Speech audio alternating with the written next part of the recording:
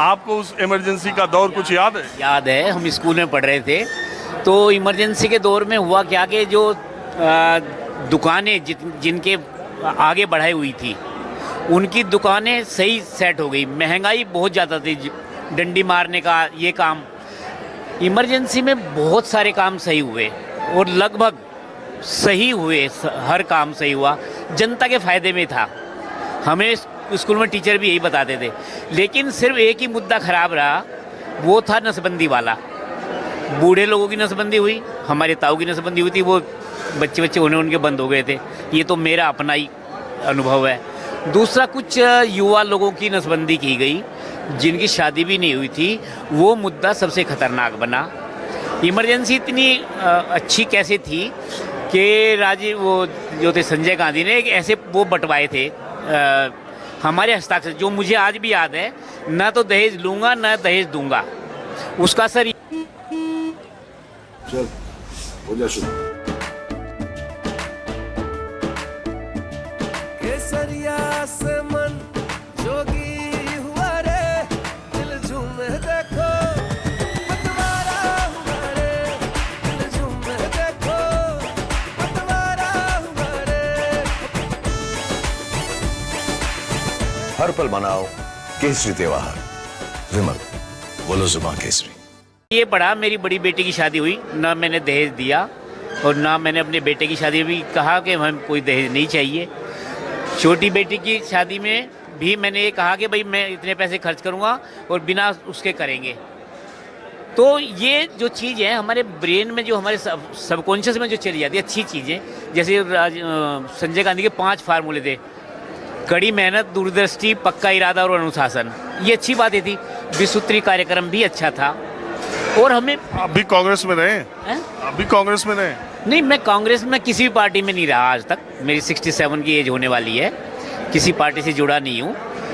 तो कहने का मतलब ये है कि इमरजेंसी में जो हमने देखा है, जो महंगाई ज़्यादा थी, डंडी, मतलब इतना बुरा हाल था बहुत, जो हम मिट्टी का तेल लेके आते थे, नहीं मिलता था टाइम से।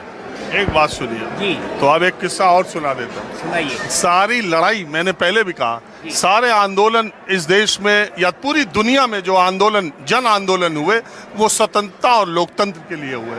और जब ये दोनों ही इमरजेंसी में कंप्रोमाइज हो गई तो उस इमरजेंसी को किसी भी दृष्टि से अच्छा नहीं कहा जा सकता। हालांकि जब कोई फैसला लिया जाता है, बाद में लोग कहते हैं कि अरे इमरजेंसी में ये अच्छा था, लेकिन जब लोकतंत्र ही नहीं थी, जब स्वतंत्रता ही नहीं था, जब प्रेस पर सेंसरशिप थी, तो फिर उस आधार पर ये कह देना कि उस समय की इमरजेंसी, आज 50 साल बाद हम समीक्षा कर रहे हैं। पहले मैं किस्सा बाद में सुनाऊंगा।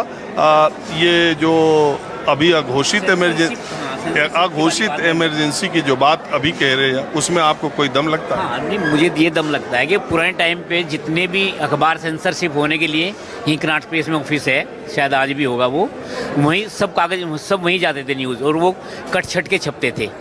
मैंने आज ऐसा है? देखिए, मैं क्या था, जो हमारे अरे वो जो गुजर गए, इमरजेंसी की इनसाइड स्टोरी, क्या नाम था उनका, जो हाँ कुलदीप नैयर की ना? हाँ, कुलदीप नैयर की, वो मैंने, अकेले पत्रकार भी थे जो हाँ, जेल भी गए, बहुत बड़े पत्रकार थे, बहुत। इमरजेंसी की इनसाइड स्टोरी मैंने पढ़ी है। उस इनसाइड स्टोरी को पढ़ने के बाद मुझे बिल्कुल ये लगा कि आज हालात उससे ज़्यादा ख़राब हैं।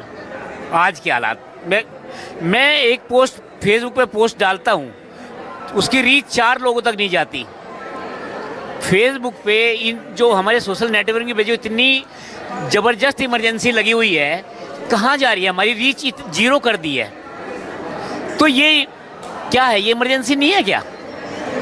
अखबार तो बाबा जी को देख के बैठे आप लोग, तो सब उस बाबा, मैंने कहा कि क्या है, ऐसा नहीं है। देखिए, हर तरह का, अरे मैं समझ रहा हूँ, लेकिन आपका पॉइंट ऑफ व्यू था कि बाबा जी को देख के मैं यहाँ पाऊंगा तो सारे भाजपा के पक्ष की बात करेंगे, लेकिन आपका वो मुद्दा नहीं, इसलिए नहीं, ये आप गलत कह रहे हैं। मैं बाबा जी को देख के ये बैठा कि यहाँ पर गैर राजनीतिक लोग होंगे तो कुछ अलग तरह की बात होगी। सब गैर राजनीतिक लोग हैं सर, सब गैर राजनीतिक लोग हैं। हमारा किसी भी पार्टी में मेंबरशिप नहीं है, हम तो संविधान को मानने वाले लोग हैं सर। संविधान और लेकिन आज संविधान की चर्चा हो रही है, टेबल पर संविधान ही मिल गया। मैं ये कह रहा था, मैं आया, इनका ड्रेस देखिए, क्योंकि मैं आता रहता हूँ ना, ये अलग लगे आज, तो मैं आया कुछ अलग, तो यहीं पर कॉन्स्टिट्यूशन मिल गया। लेकिन यही ये LLB है ये सब। नहीं ठीक है, जो जैसे मिलता वो मेरे कार्यक्रम में आप जो भी कुछ बोलते, मैं हमेशा कहता हूँ अब शब्द नहीं होना चाहिए। हम उम्मीद करेंगे कि आप ये वाली वीडियो काटे ना।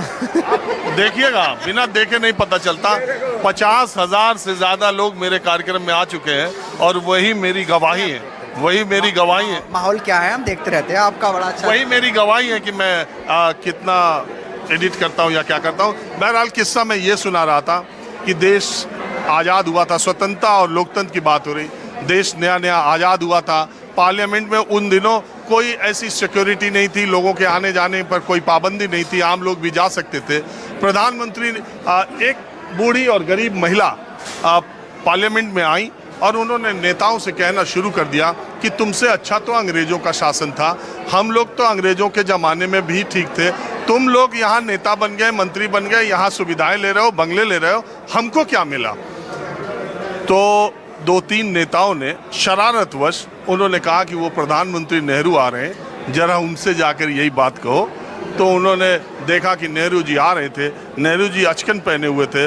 उस महिला ने, एक किताब में इस बात का जिक्र है, उस महिला ने उनकी अचकन की कॉलर को पकड़ा और उन्होंने कहा कि बताओ नेहरू, तुम तो प्रधानमंत्री बन गए, ये तुम्हारे पार्टी वाले और दूसरी पार्टी वाले भी मंत्री बन गए, पहले तुम लोग आपस में विरोध करते थे, सब मिल के अब सरकार में मंत्री बन गए, बड़े बड़े बंगले मलाई तुम लोग खा रहे हो, गाड़ियाँ तुमको मिली, हमको क्या मिला। तो नेहरू जी ने जो उनका हाथ महिला का था उनके अचकन की तरफ, उसको देखा और उन्होंने कहा कि आपको यही मिला कि आप प्रधानमंत्री के गले पर अब हाथ रख सकती हो, ये आज़ादी आपको मिली, ये स्वतंत्रता आपको मिली। देश के प्रधानमंत्री को, देश की सरकारों को